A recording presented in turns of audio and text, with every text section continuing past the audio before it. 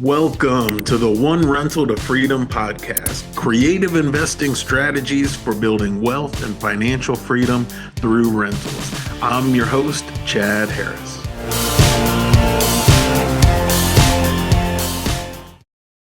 All right, welcome back. Glad to have you, as always, to the One Rental to Freedom podcast. If you're interested in buying rentals, increasing cash flow, and creating generational wealth, you are in the right place. And today's discussion perfectly fits with our most common themes because my good friend Jon Hayes is all about buy and hold investing and private money, two things that I talk about all the time. So make sure you stick with us through this conversation because there's going to be a lot of gold nuggets in our discussion today. So without any further ado, welcome, Jon. Glad to have you on, man. Absolutely, man. It's good to be here.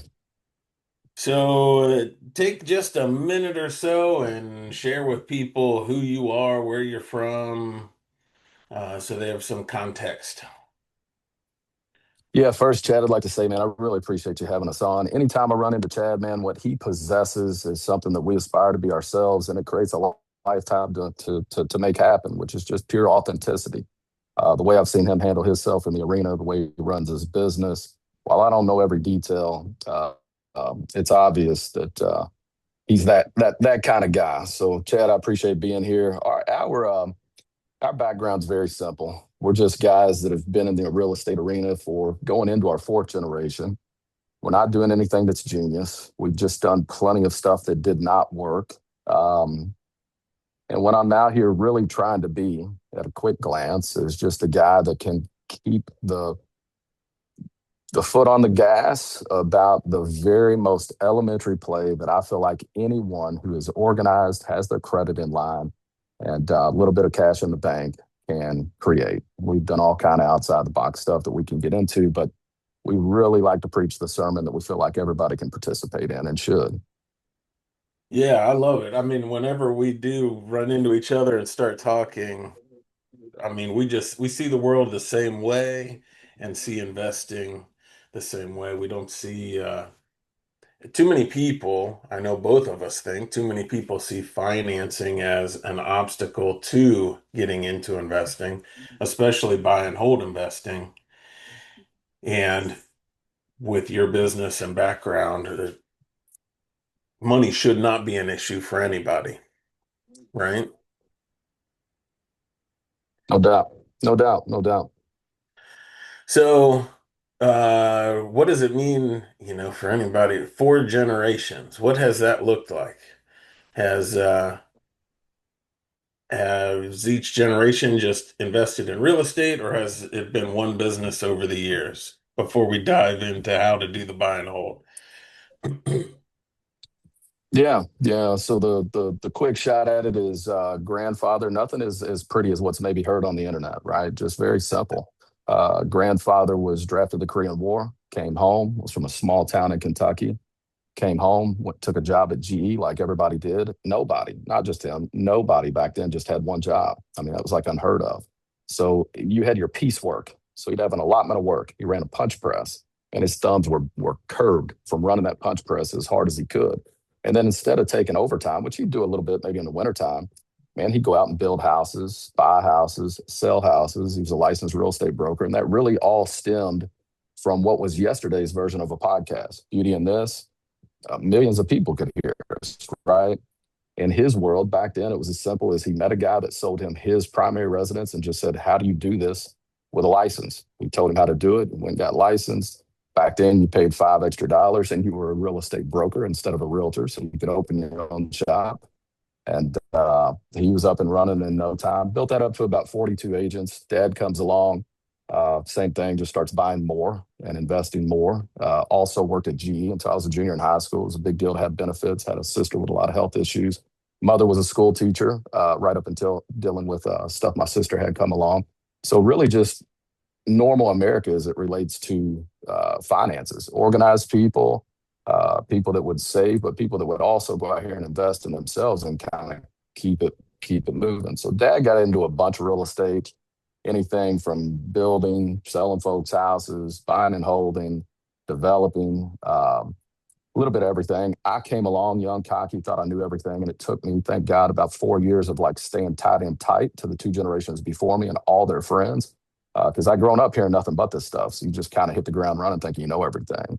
So at 19, 20, 21, 22 years old, finally you kind of realize, hey, I don't know anything. I better just shut up. And I did. I shut up until really probably 3-ish years ago. It's the first time that like dad and people saying it without saying it, like, all right, you know a little something now. So I've been hard at it for a long time. And the guys that came before me, it was the gift is the mess ups that they made that I don't have to make. And we've kind of landed on what is most repeatable, what makes the most sense. We're not out here flying jets around. And then I married into a family that's been making private loans since '88. A lot of people have heard of Dick Desich. It started Equity Trust. Dick set up Chris McCarty, who was my father-in-law's, directed IRA back in 1988. He's been growing it ever since. Always been a buy hold guy, very low key guy, very just kind of straight shooter. If you're in the real estate arena in Louisville, Kentucky, especially, you know who Chris is, and very well respected guy. Just a guy that I look up to still to this day, 42. And so him and I connected about 3 years ago, and I've been using this money. And we can kind of get into the details, which will play into the conversation. But basically, I started recognizing after 2008, you weren't going to be able to go out here and scale real estate the way that we had been 80-20 loans from the bank. Those don't exist anymore. One bank gives you 80, the other bank gives you 20. That was a thing way back. '08 happens. That's no longer, of course. Probably never see that again, right? So from there, it Yeah. just made sense to it made sense to rub shoulders with anybody that could create getting a deal done for me on the finance side. And I just ran around and represented a ton of investors for forever. I mean, forever. So it just made sense in the end when Chris came to me and he showed me his depth, which I had no idea. But when he showed me his depth, I said, if you want to grow, his exact words were, John, I don't want to be your dad. I don't want to go to South Florida and play golf. I'm not looking for any more money at this point, but I've got a scalable scene. I want to show you what I've got. I just want you to sit back and take this in and let's have a conversation. I wasn't looking for anything. You know what I mean? I'm a real estate broker doing well, building my portfolio, doing fine, access to the capital anyway, right? So you could make an argument that in the short window, 5-year window, it probably would have made more sense financially speaking to keep doing what I was doing. I was making good money. But now, man, the light at the end of this tunnel is completely different. And so the background of the two guys that came before me play right into what I now do, which is lend private money and still buying and holding real estate. And all of that background's been poured into me in a way that, look, 2008 rolls through here. Anybody in my space is tightening up, hardcore at best. Uh, but we know what we're doing. We know how to underwrite that sort of sauce. I love a couple of things, from your story that just in case people missed it, let's make sure they didn't miss it, right? Number one, you benefited and learned and almost leaned on your father and grandfather, right? And I know a whole bunch Right. of us entrepreneurs, we get into business and we have a tendency towards kind of the philosophy that, man, I got to be a self-starter and build my own thing, and that is not the smart way to go, right? I mean, me personally, I had 50 doors before I ever hired a coach because I thought I had to do it on my own. And thankfully, my parents had rentals and I could rely on my father and use him as a sounding board. But once I hired that first coach, I wish I'd have done it a lot sooner, right? I mean, I would have avoided a whole bunch of mistakes that I made. And I think the smart players understand that relationship from day one. That's not a weakness that you learn from the people who have gone before you. That is a strength and a sign of wisdom. And the other thing that I heard you say, which I didn't realize for a lot of years in real estate, was those loans that were happening in '08 don't happen anymore, right? And the No market doubt. changes, the financing changes, the opportunities change, and we need to adjust with the market as it changes, right? If we're going to be successful, we need to be able to adjust. I think Absolutely. there's a quote, I'm going to totally butcher it, but a quote about, what is it? Success is not determined by the direction of the wind, but the set of your sail, right? That if we're going to truly be successful, we need to be able to know how to make money in a buyer's market, seller's market, high interest rates, low interest rates, whatever the market is. So, Absolutely. so yeah. So what do you see, how does your business, let's just dive into your business and how it helps people, and then we can talk about some deals and things. How does your business fit with the current market? Like what need does it serve? Who's the ideal client? Things like that.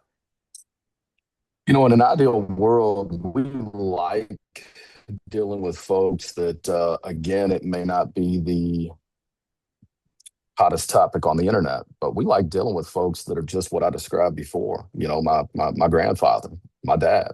We like dealing with those guys. We think it's a massive benefit in today's market, specifically, to have some form of earned income cranking that you can depend on to pay your bills. You don't have to have a W 2, but I do think that that's where I see the highest percentage of folks having success are guys who actually have a job that's paying their benefits. I mean, man, I've always paid my own insurance. It's expensive and it doesn't cover much. My deductible's 15 grand before it ever kicks in, right? Not Yeah. deductible, but how much I got to spend before it kicks in. Long and short of it, man, that is what speaks to this market. I think right now there's enough happening that nobody can predict, me, you, or anybody else.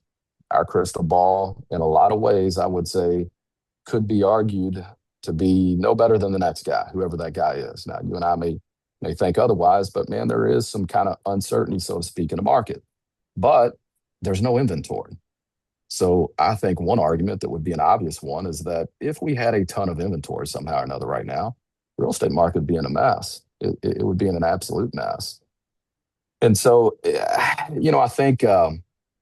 I think right now the best thing you could do for yourself if you're in the world of really buying and holding real estate is whatever it is that's probably worn on you, however you have earned your income. I was talking to a guy yesterday, it's an HVAC, and I could feel it, man, through the phone.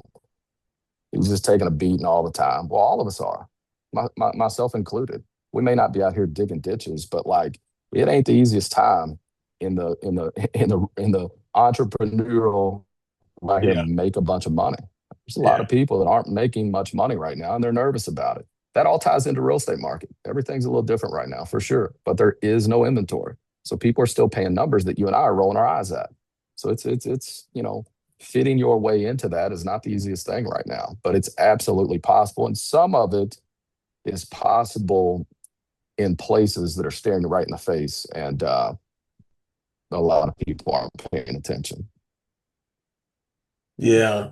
And, let's say there are seasons in business, right? And there's going to be summers or harvest season where, man, the money's just flowing and everything's great. And then I think there's some winters and some springs where you just got to keep planting and you're not going to see maybe the fruits for a little while, right? I think that's okay. But if somebody's not willing to go through a winter and a spring to plant, they're never going to have the harvest, right? That's kind of the nature of the world and business. So I think, for a lot of people, if we take what your business does and we simplify it down, there's a lot of people I talk to week in and week out who think that to buy a rental, they're going to use one kind of financing, they're going to use it at the purchase, right? And usually they're going to put money as a down payment and they're going to use their own money for the rehab. And then that financing is going to be there for whatever it is, 15 years or 30 years, some kind of amortized payment, right? And the struggle, like you said, is prices are high, inventory's low, prices aren't dropping. So if someone is trying to buy with that traditional financing where they're putting money down, they're using their own money for rehab, they obviously aren't, maybe they get one, maybe they get two, but they're not going to be able to scale, right? And Right. your business provides a great opportunity because you are, I talk about private money all the time, right? And how to raise money from everyday private lenders. And you are a true private lender just at scale, right? You help a lot of people. Right. So there is a huge opportunity with your business and how you're structured in that you provide one kind of financing for the purchase, which covers the purchase and the rehab. And then you provide a secondary financing once the house is fixed up and rented, which is actually the long-term money, right? And I was just talking to somebody last week who had no idea you could structure real estate deals that way, where there's one financing for the purchase, which is short term, and then other financing, which is long term. So, but structuring it that way, that creates a whole bunch of opportunities that other people don't see, right? Who are you typically working with? Are you working with mainly buy and hold investors looking to scale or flippers or the whole gamut? So our scene is built on what the general public, if you knew absolutely nothing about real estate right now and somebody said, hey, I'm going to do a fix and flip, you know what that means. They're going to buy a property at a good enough price that they're going to fix that property up and resell it, and there's going to be profit made.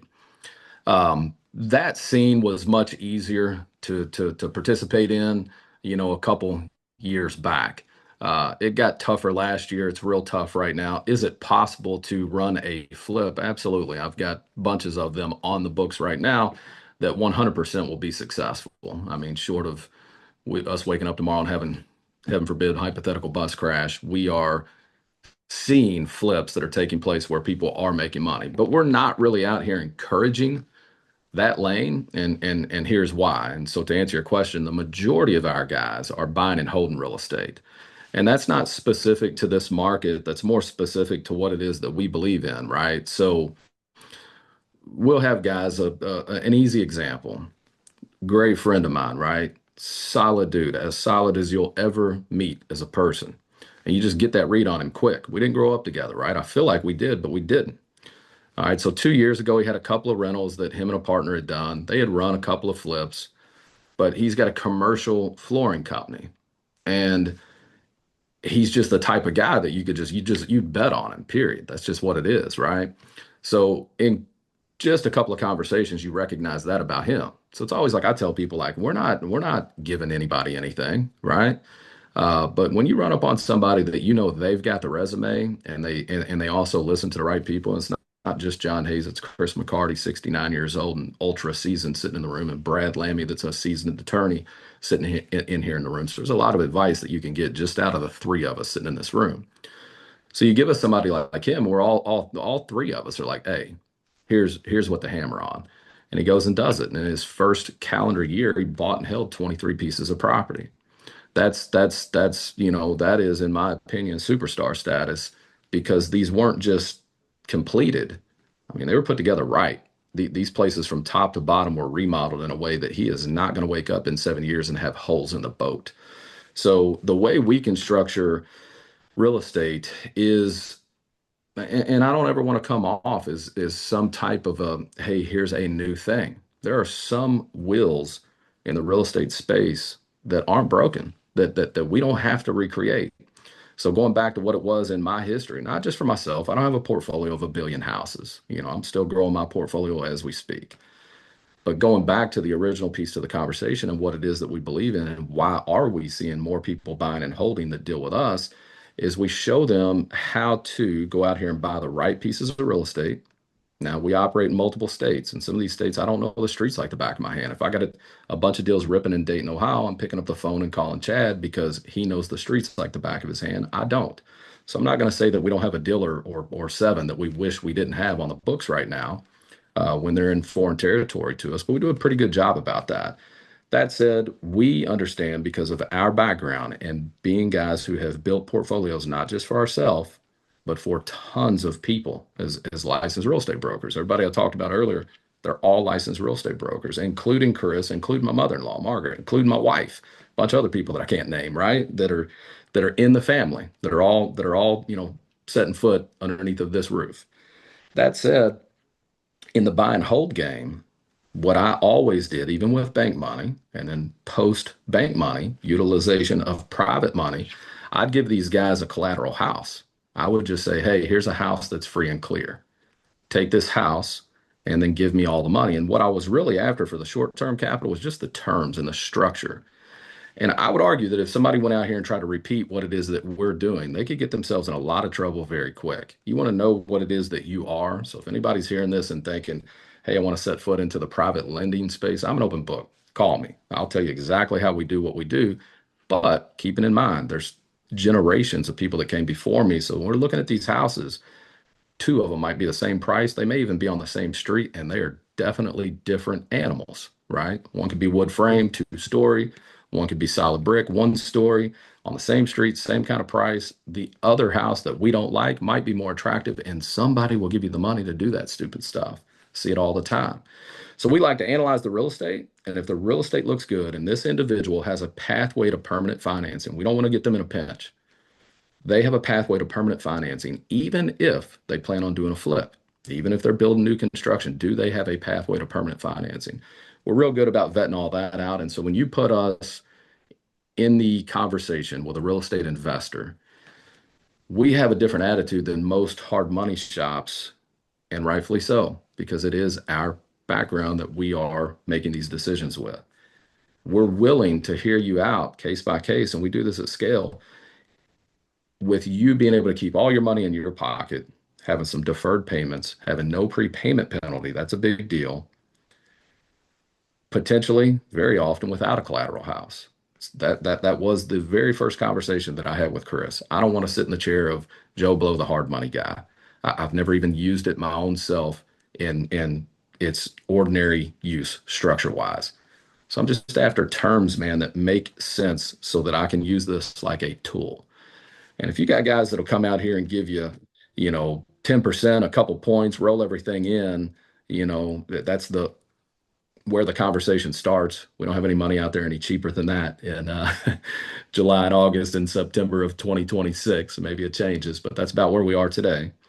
Um, so those terms, the ability to understand what it is that you're getting into from the investor position, man, that's what really puts you in a different setup in dealing with us. We recognize that a lot of your easy deals that you get into, almost anybody in America with a directed IRA could fund you on, and they may even be able to do it cheaper.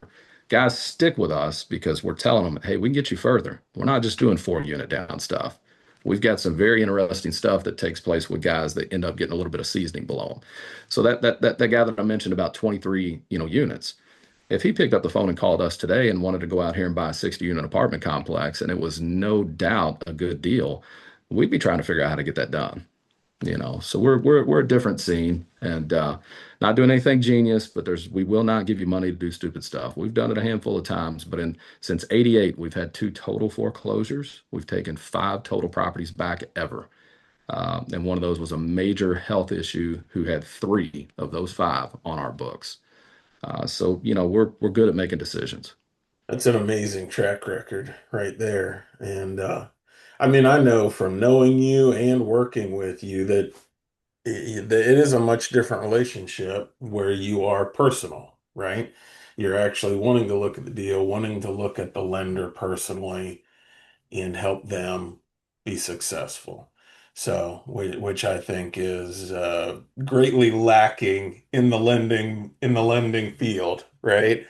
But Right. for people who don't recognize really the value here, the amazing thing is working with your business, people can buy properties where you're funding all or most of it, right? Right. And they're buying it with purchase and rehab up to 70%. of the after repair value or what that house is worth after the repairs are made, and then refinancing with a long-term lender that pays all the money back to you. And that investor now has a house where they haven't invested any of their own money. They have a rental at 70% loan to value, which is an amazingly simple model, but hugely powerful, right? Because now you have a rental that's cash flowing. And if we just say it's a $200,000 rental, as an example, with that 70% loan to value, that means that investor only owes 140,000. They now have 60,000 in equity, right? And you do Right. that like your client, 20 some rentals in a year. You do that example deal just 20 times. Well, we're talking $1.2 million in equity just in that 1 year, right? Yeah, Which is amazing. People should be jumping up and down and screaming and cheering and yelling for their friends, right? If they hear a absolutely. model where they can create that. And I know for my son, my oldest son has started investing. He has 5 houses now. And his first house, he created 59,000 in equity. He was 19, right? How long would it have taken him at 19 to save $59,000? But because you structure the deals this way, there's a huge opportunity to really create wealth. That's what I see. No doubt. So, and it seems to me that the long-term financing is at good rates right now, pretty much comparable to financing for a personal residence, in my mind, which is something new in the real estate space or newer anyway. Right. So, and I know you mentioned your rates and acted like they were too high, maybe, or higher than what I talk about when I talk about private money. But obviously, I'm a client. My son's a client, right? And for anybody who is worried about the rates, when I talk about low rates, it's on a long-term financing, right? That's when the rates really matter.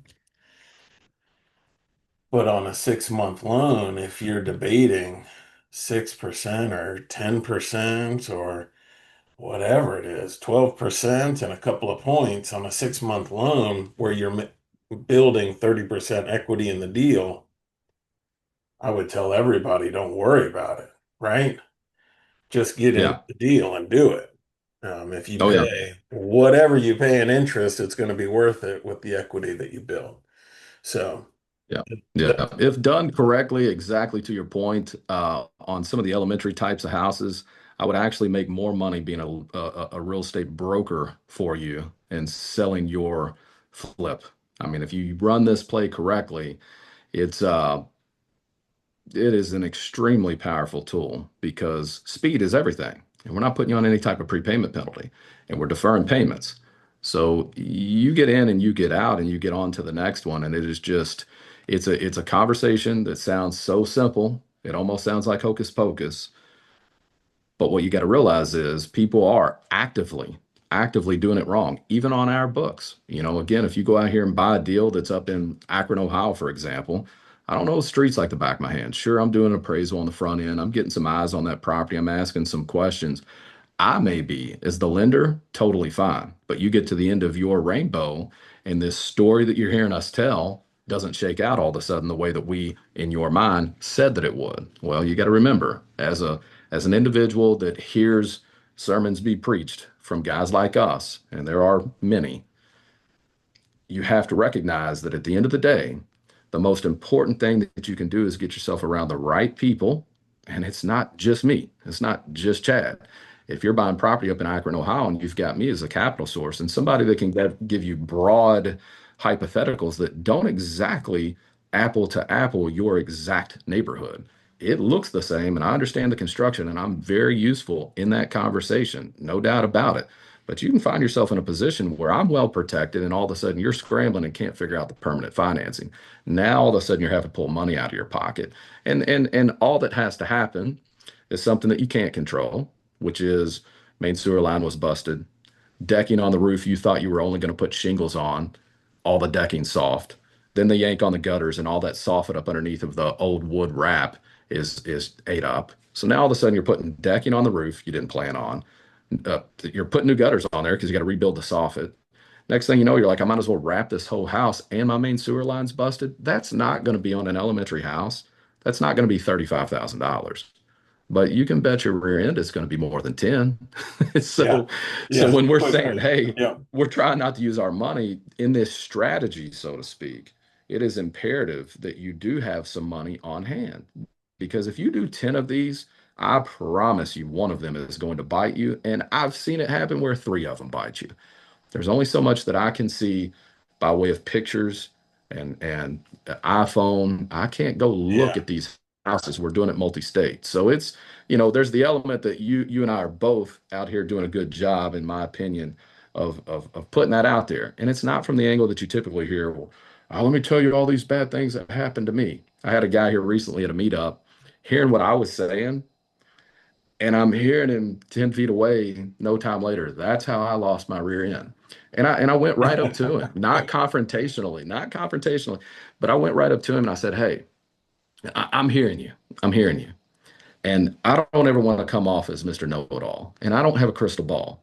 But I do want to say this out loud as you're talking to these seven people that just heard this sermon, so to speak. And I'm not trying to sell anybody on anything, but I want to say this out loud. Is this guy's young 50s? Is it fair to say when you were going out there and buying the properties that you were buying, you didn't have anybody telling you or showing you or holding your hand on much of anything? And then once you kind of did, that person wasn't any kind of a way more experienced individual than you. And so you were really out there from the hip doing what you were doing, participating in those same loans that I named off in the beginning, right?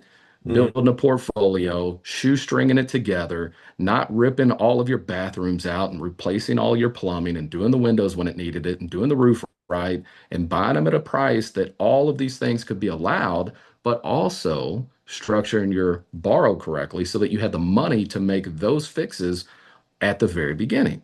I would argue, because I've seen it a thousand times, Mr. 53, 4, 5 year old that got started at a young age and then experienced the '08 thing.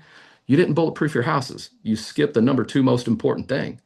You can't overpay and you can't under rehab, but you also can't do the things that have to be done so that if and when, because we will find ourselves in a weird time, we're in one right now, that property better be bulletproof so that when the rents go from 1,500 to 1195 and you're sucking wind, but it's still working, what you can't afford is to be nickeled and dimed at that exact same time. And I've seen it a ton, and Mm. we've bought those portfolios. So there's a lot of like, be careful in who you're listening to. If anybody, myself included, comes off like they know everything, recognize that that is impossible quickly. And just be careful about who you're allowing to kind of hold your hand in this business because it'll make or break you. And I would argue that same subject that we're on can be done in this market. It'll be able to be done in whatever market's coming tomorrow. And unless the world ends, these properties that we're purchasing and putting back together and how we're structuring it, I would argue that nothing in life is guaranteed. But the percentage of potential success that we are operating from in comparison to the other things that are out here, I would say we have as good, if not better odds than anything anybody is doing in real estate as investors. If we pick the right property, put the play together correctly, borrow the money right, and then go get your 30-year fixed deal and pay off whatever it is that you borrowed to put the deal together. And you're going to run hot. You're going to have a season of like, I'm stupid.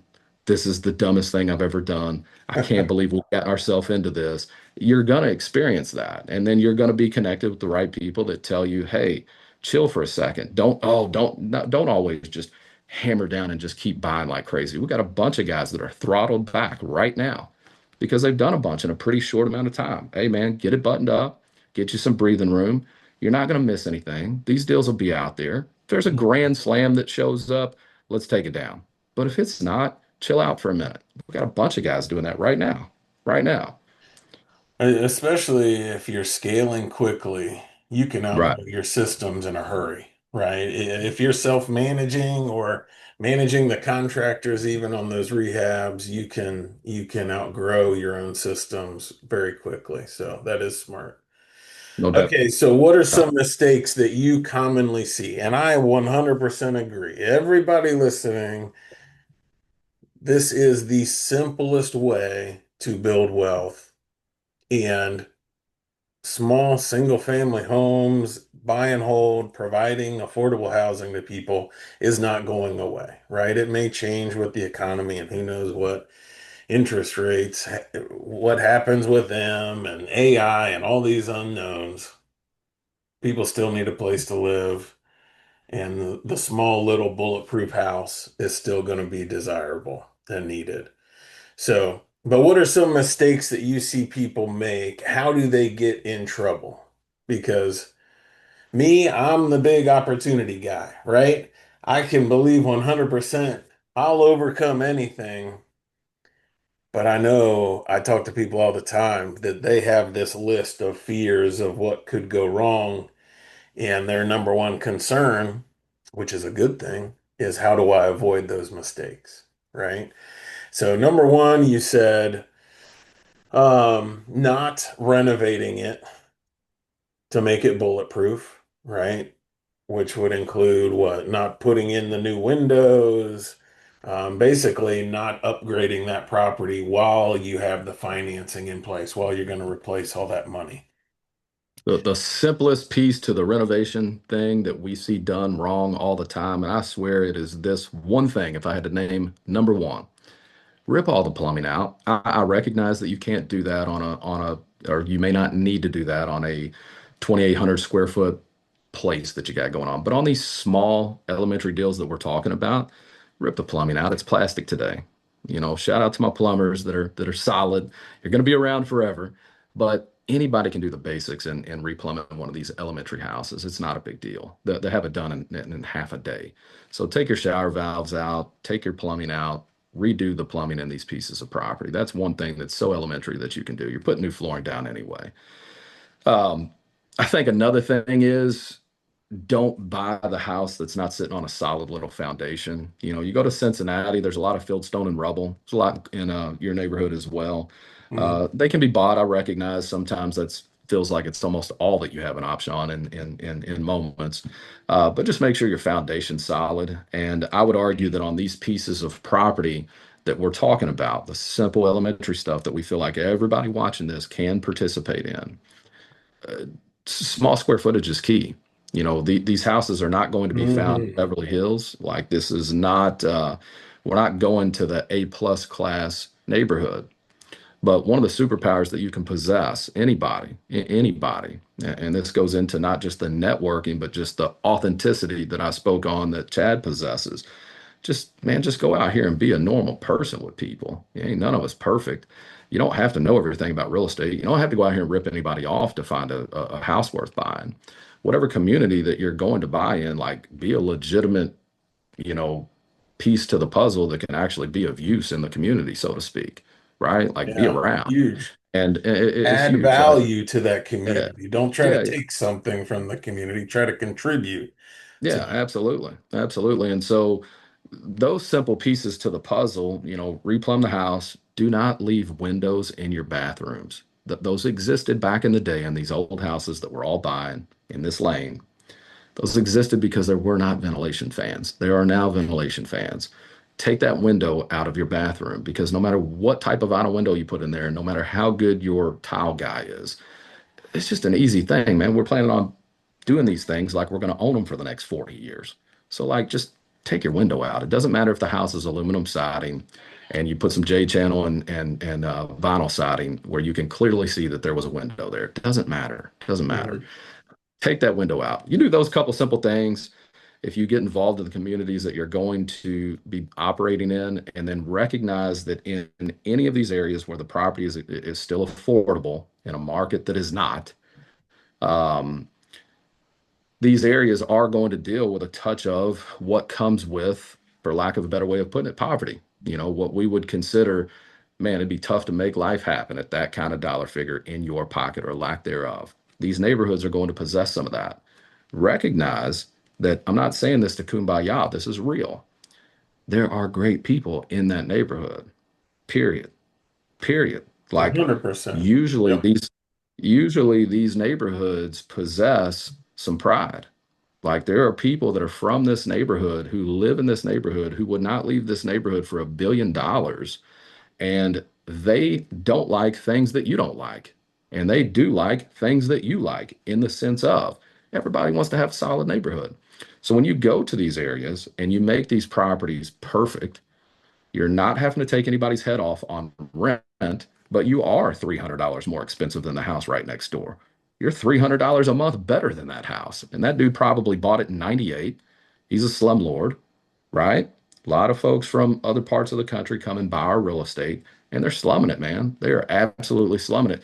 And folks don't have a lot of options, right? So if all of a sudden you put together a solid house on the same street that they're paying 895 on, right? And you're at 1295, folks are thrilled to pay that. And I put in every one of my leases, again, it's not a kumbaya. This speaks to the same thing I'm talking about with Chad. Just be normal, be authentic, and just do this, do this.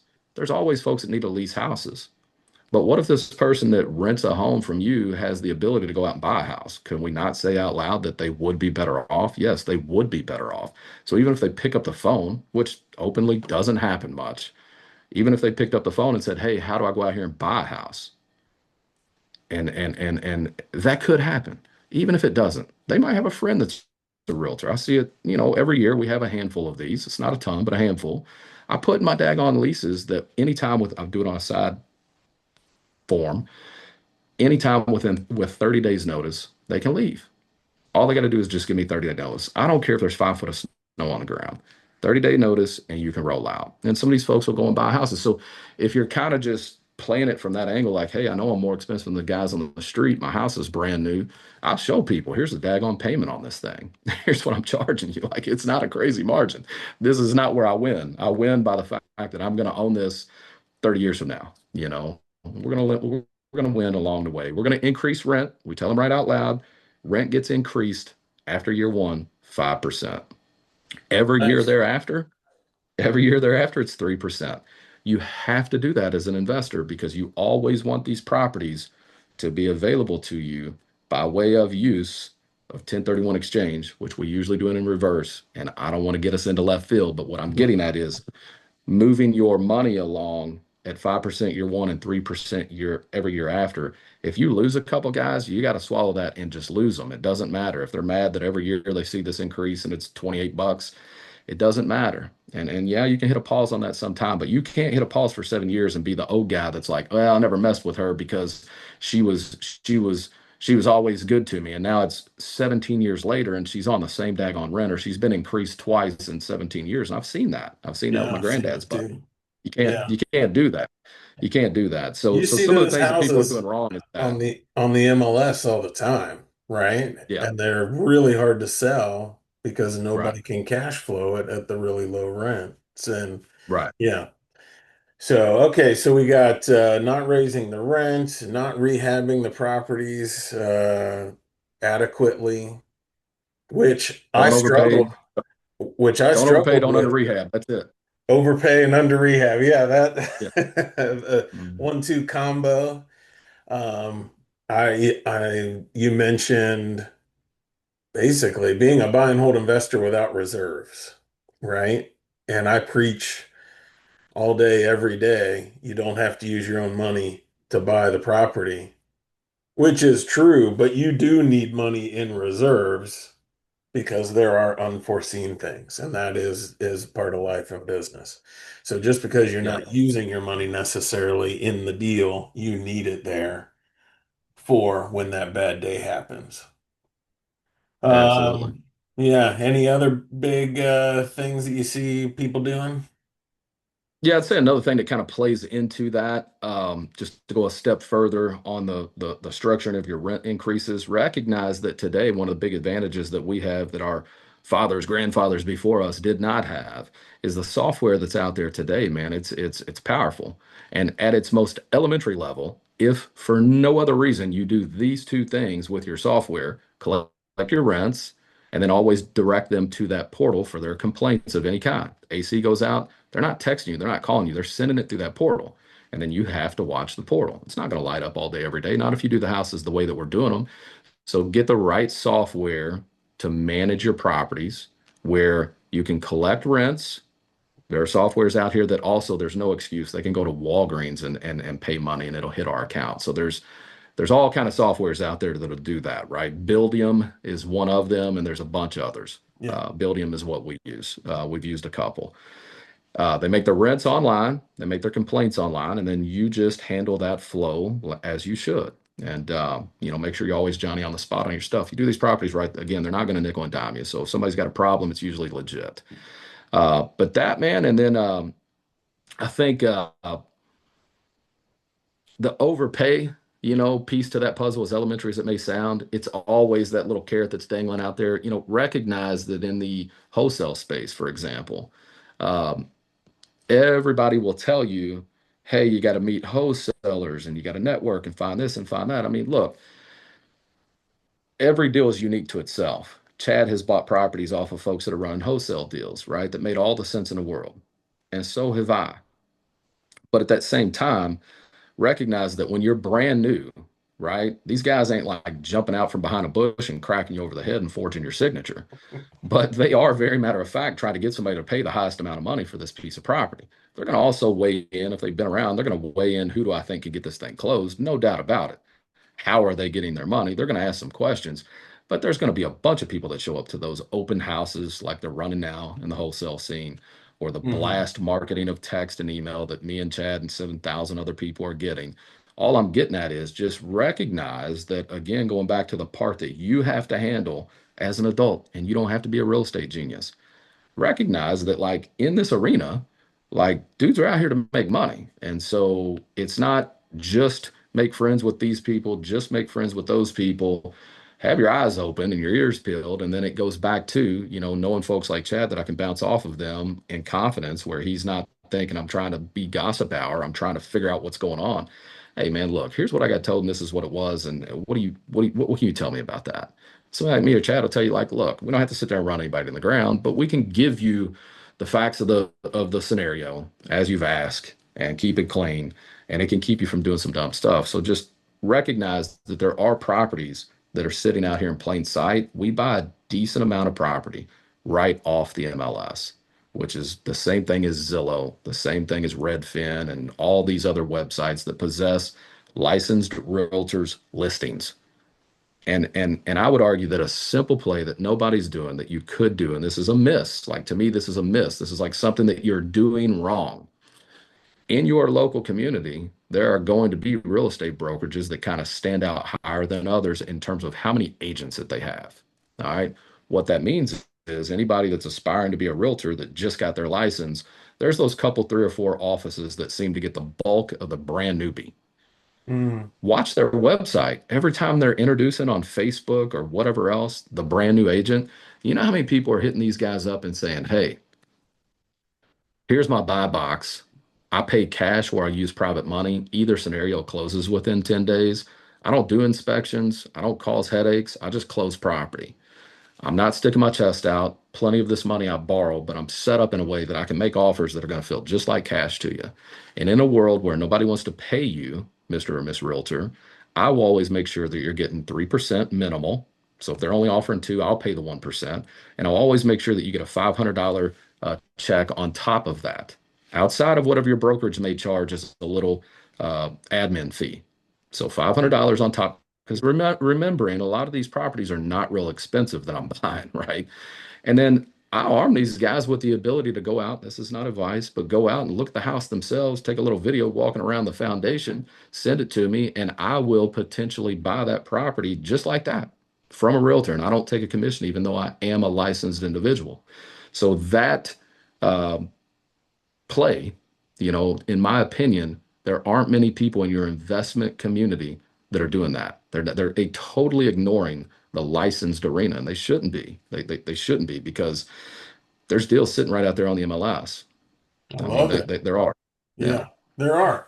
There 100% are. I mean, I would say probably right now a third of our properties are still on the MLS, and I have clients who buy strictly from the MLS, right? There are Yeah, deals all over the place. You just have to know how to run the numbers and make those connections. I think that tip for how to work with the newer realtor is awesome. That's a really good yeah, yeah. tip. Don't be one of these old guys. Chad will never be this. I'll never be this. I'm not going to be that old guy sitting in the back of the room telling everybody else they don't know anything. We know everything because we've been around 100 years. Recognize that some of these young people, man, are like, they are absolutely pieces to your puzzle and you are pieces to theirs too. And so it goes back to the same general concept of kind of having you a little ecosystem that you've built out, just applying common sense and getting connected with the right people, not having to know a single thing about real estate. Because the bottom line is, man, you can do two things. You can try to know everything, and I've seen those guys, and they usually talk themselves out of ever pulling the trigger because they're Mhm. real smart and they deal with that, right? So you can try to know everything, and you'll get yourself all worked up, and the spreadsheet won't never look all that shiny to you when you're putting it on the paper. It just won't, not in this market. Or you can try to know everybody. And I would argue that knowing everybody is something that I don't care if you're a shy person, it doesn't matter. No one cares. You got to get over that and you got to be in the room having conversations, and you don't have to be running your mouth as much as I do. You don't have to be in the room trying to add to the conversation. Just be in the conversation and use your ears, and man, you can add the genuine things back to the authenticity. Yeah. Roll up Yeah. on a guy and just ask him how he's doing for real. Like, nah, man, I ain't talking about business, man. How's everything going with you for real? And that, again, dude, that goes back to what I said in the very beginning. I keep saying this because it is the foundation. It's the foundation. Chad possesses something that takes a lifetime to build, which is authenticity, period. That's what it is. If you authentically, genuinely roll up on people that know some stuff or you think know some stuff, and you just handle it just like that, roll up on somebody and really mean it. Like, hey, man, how you doing? And like, how are you? How's not the business? How's everything going? Dude, my boy Joe Burnett 100%. Jr., my boy Joe Burnett Jr., uh, one of the most solid guys I ever represented as a real estate broker, right? And still to this day, we do business together. He's about your age, Chad. So he's a little bit older than me, not much, right? But he's done a ton. Every time I see that guy, every time he calls me, doesn't matter if we're about to get to something that has to do with real estate. He's genuinely like, it feels like he's right here in your face. Are you all right for real? I mean, that's a big deal. That's a big deal. Yeah. Not many people are doing that. And so it keeps the relationship authentic, genuine, and then naturally the real estate thing is going to happen. And just don't go out here and feel like you're way behind because you're 45 years old. No, most of these people are not entering their real estate prime until they are older than you think they are. I'm telling you, like, there's another corny quote, man, but it rings loud. He who gets it last gets the most. That's real. I got 55-year-old dudes that are just starting. I got 70-year-old ladies that are buying their first pieces of real estate because we wholeheartedly believe that it is so important for at their table, grandkids, nieces, nephews, kids, to see this happening from her so that she's not trying to talk her kids into going to listen to Chad Harris speak, Jon Hayes speak. Because truly, when you get this 1 hour, or you get the more often than not, when me and Chad show up to places, that 15 minutes that's split up between you and three people, Hmm. you can just hear the highlight stuff. And the kid could go home feeling no differently than he does when he listens to an Instagram video. He pumped up for a second and then it wears off. But if he sees mom, grandma, aunt, uncle, cousin, dad doing this, man, it inspires the next generation. So none of us should be Yeah. doing this stuff thinking, hey, we're going to hand off a bunch of cash. That's not generational wealth. It's the knowledge, it's the having a purpose in life. Dude, if I was just laying on the couch and it was like, man, I'm glad my granddad did something, my dad did something.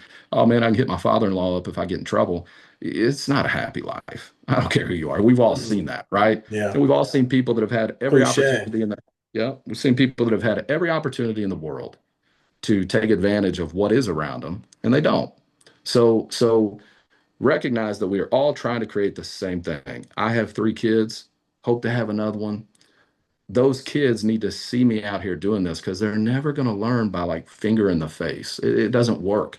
So me just like watching my granddad, watching my dad, watching my in-laws, watching my buddies, watching my dad's buddies, that was the real sauce. So pulling all that together, be a part of getting in that conversation and in the game.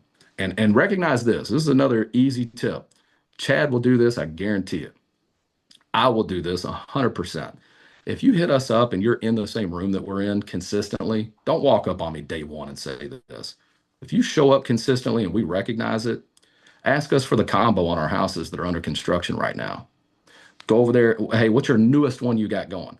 And you should go over there every 4 or 5 days, 3 days, because it's going to take about 60 something, maybe even as much as 90 to get it together. Some of them go really fast, but one that's getting everything, 90ish days could be what it takes. Go over there and look at that thing and watch how it's happening.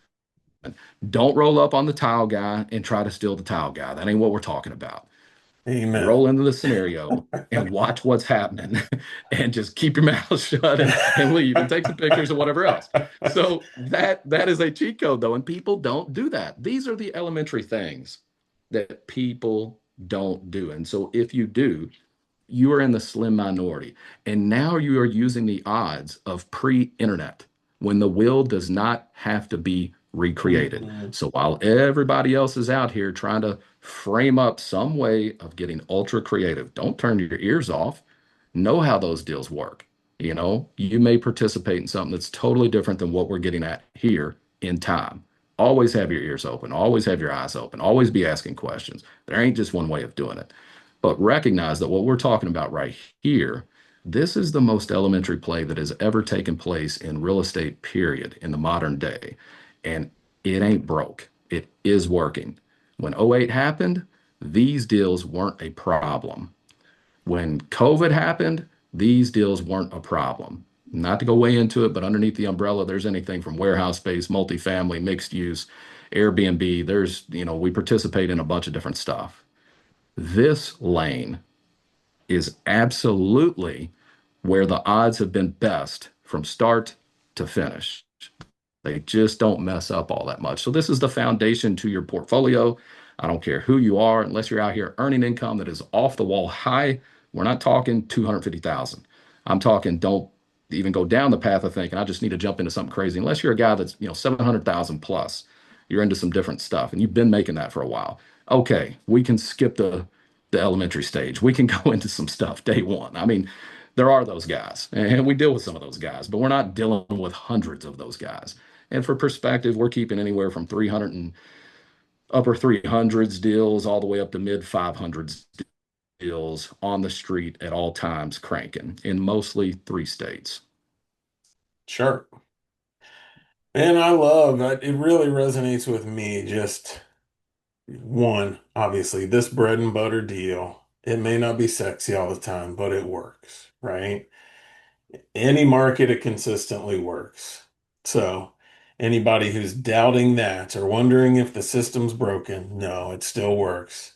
And two, this is just a relational business, right? Kind of try to bring back some of those lost arts of just talking to people and taking an interest in building a relationship and not being transactional, asking for help, right? Asking to see that rehab project as it goes. For way too many people, that's like this big, huge foreign thing they don't understand. How do you take this ugly house and turn it into a nice house that somebody wants to rent? At the same time, it's being done every day, right? There are people that just take it for granted, and all you have to do is ask, well, how does this work? I love that. Great, great Right, right. advice. That simple thing of just asking, how does that work, and building relationships will lead to amazing success.